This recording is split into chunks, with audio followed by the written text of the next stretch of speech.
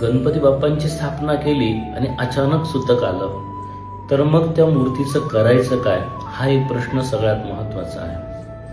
जर काही कारणास्तव आपण गणपती बाप्पांची स्थापना केली आणि अचानक आपल्या घरामध्ये सुतक आलं, कोणाचं तरी निधन झालं, कोणीतरी व्यक्ती मृत झाली, तर अशा वेळेस ज्या व्यक्तीला सुतक नाही अशा व्यक्तीला बोलून गणपती बाप्पांची आरती करून मोदक पेढे असा काहीतरी नैवेद्य दाखवून गणपती बाप्पांची मूर्ती विसर्जन करायची, म्हणजे कुठल्याही प्रकारचा दोष लागत नाही.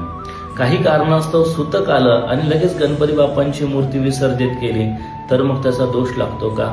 नाही, कुठल्याही प्रकारचा दोष लागत नाही. आणि एखाद्या वर्षी जर गणपती बाप्पांची स्थापना अशा पद्धतीने झाली, तर त्याची सुद्धा कुठल्याही प्रकारची काहीही अडचण नाही. अधिक माहितीसाठी श्री रेणुका ज्योतिष कार्यालय, पंडित हेरंब जोशी, नाशिक, त्र्यंबकेश्वर. हरिओम.